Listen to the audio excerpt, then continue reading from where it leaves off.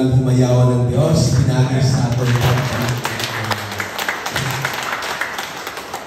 lingagi mong tapan at hatag ang pinagkatamis na smile, no? Ang di mo smile, wak na matutras, no? Ingon nila, nindot ko no sundan ang adlaw nga malipayon. Kaya ingon pa ni atong kanhi sa Tupapa, kay usahay kitang mga Katoliko, human ko ng misa, kumanggawas ko sa puntahan sa sabahan, mugod ang dagway. Usahay maglibog ko siya, nag-attend mag-misa o nag-attend ba ko noong funeral mass, no? Mo nang naramay giingon si Father Darwin, napag ko nagabati na mo, no? Ang tao ko nung kanunay nagmukot, kadugayan mahimo, maon, no? Katong maon pataan, magbukbuk pa gayon, never mind, no? Ang tubag ni Ana.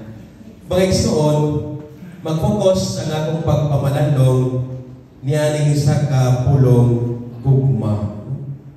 Sige naman mga kapatid ang gugma. Father, kitakhan naman mi Ana. Gugma. Pero nindot na siya nga atong pamalandungan. Diya sa atong ebanghelyo, mao kinagibili ni Kristo ngadto sa mga tinunan.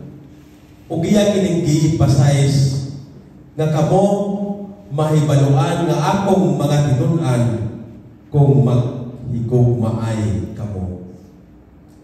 Kini siya adunay marka nga gibili ni Kristo ngadto sa mga iyang mga tinunan. The indelible mark or the indelible sign of Christ's disciples. Kung makaingon ka nga tinunan o sumusunod kita ni Kristo kung kita maghigugmaay sa matag usa. Mo ang tao nga o ang tinunan nga di mahibalo mahigugma, di na tinunan ni Kristo. Kay mao kini ang iyang ibilin kanato ngadto sa mga tinunan. Kamo mahibaluan nga akong mga tinunan kung kamo maghigugmaay. Ang pangutana, unsa nga klase nga gugma? Kay matag usa ka nato dibati man ang gugma. Apan unsa nga klase nga gugma nga atong pagabuhaton nga maila kita nga tinunan ni Kristo? Kanang gugma nga gitawag nato sa Grego o kenosis. Kabati naman ang word. Ang meaning ana is dying oneself, no? Or emptying oneself, no?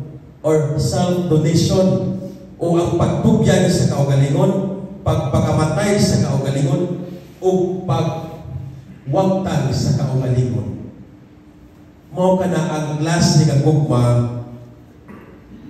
nga buot ipakita ni Kristo kanato. Ug buot usab nato nga pagapuy-an kanang gugma nga di ulantaw unsay ang uma. Kun dili gugma nga naglantaw unsay iyang mahatag. Kay usahay muhigugma ta, muhatag ta gugma nga adunay conditions o adunay requirements, no? Higugmaon lang kanako pag imo sa humigugmaon. Higugmaon lang kanako kung imo sa ko sabton. Higugmaon lang kanako kung imo sa ko higugmaon. Adunay kondisyon. Pero ang gugma ni Kristo nga buot niya ipakita kanato kanang muhatag ta nga way paglantaw nga aduna tay makuha. Mao ka na ang gugma ni Kristo. Muhatag lang, daily mudawat. Hindi na sa'yo, no? Ambot kung kaya ninyo na. Lantawa sa unang pagbasa.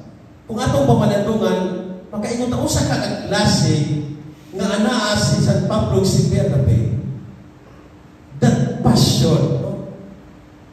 That enthusiasm, kabisan pa kuno sa mga hagit, bisan sa kalistanan, nagmaisumon sila to proclaim the good news, to proclaim the works of Christ.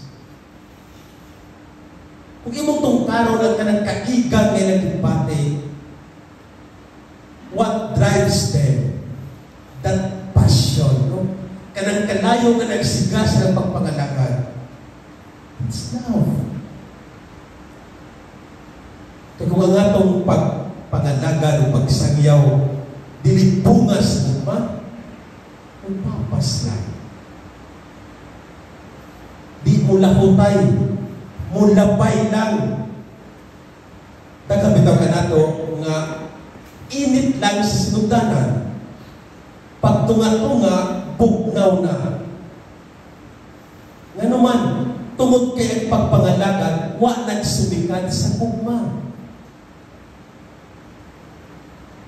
Naging paklaro ni Kristo, love one another. Na ang bugma unta, mo ay foundation sa itong pagpangalagad, mo ay haligi sa itong pagpangalagad ngadto sa Diyos o ngadto sa iyang katawhan.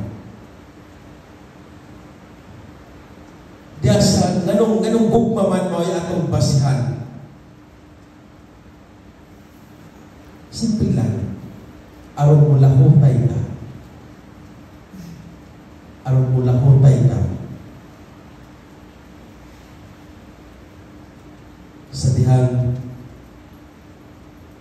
first year pa ko, pagsulod na ko sa seminaryo, pangutanong kabaling sa rektor, nga nung gusto ka na magpare.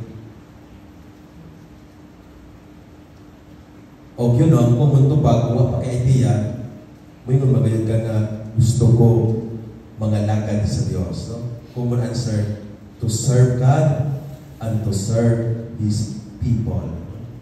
Mao man ang gas-gas na tubag. Dawaton ka anak sa pare. No?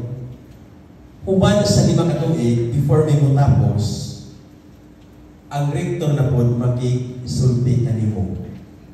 O mangutana na po siya, nga nung gusto ka na magpare. Kay balong mo nga no? Kay iyang lang tawag, kung nausap ba ang imong panglantaw sa pagkapare. Kung ang imong tubag na yung hapon ka nga kay mo serbisyo ko sa Diyos o sa iyang katawhan, di ka i-recommend. Kaya nga man, human sa 5 katuig, wa mausap ang imong paglantaw sa pagkapare. Nga human sa permission ni mo na tawag, wa mausap ang dagway sa imong ipangandoy. Sa imong tahas. Mo sa dihang ipangutana ko, simple lang akong itubag. Di na to serve God and to serve His people. Pagbingon ko ni sa akong rektor sa seminary kaniadto, because I want to love.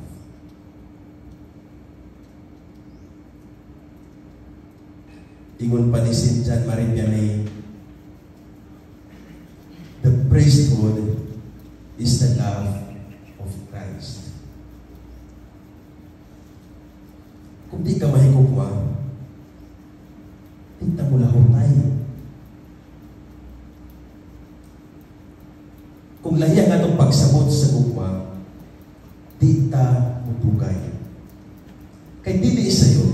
Iingon pa sa unang pagbasa, dili isa yun ang pagpangalagad sa Diyos. O matagos na nato, ano na istorya may tungod ni Ana. Apag nga nung lahutay ta, dili tungod sa itong kaugalimong kapasidad. Gawa sa grasya sa Diyos, kanang gugma nga itong gibati alang kaniya. Gugma mo'y haligi sa pagpananagan.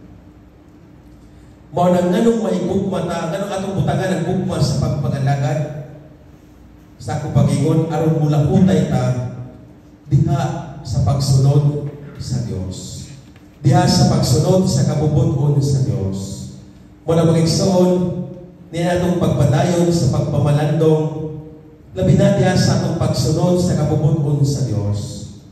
Sa ilahinay ta atong mabuhi kanang kalayo sa gugma nga magsigaunta diha sa atong kasing-kasing aron sa kanunay luyo sa mga kalisdanan, kalipay o kapildihan sa pagpangalagad sa Dios.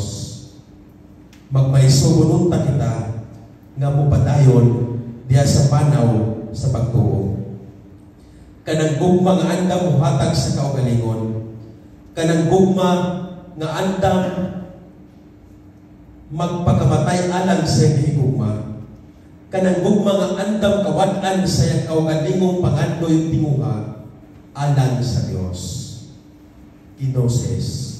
Mao kanang gugma nga giayo sa Dios sa matag usa kanato. O pinagi na ng gugma kita mailhan nga tinun-an ni Kristo. Hinaon pautan. Palihog man ito kung atong isangyaw ang atong pagtuo.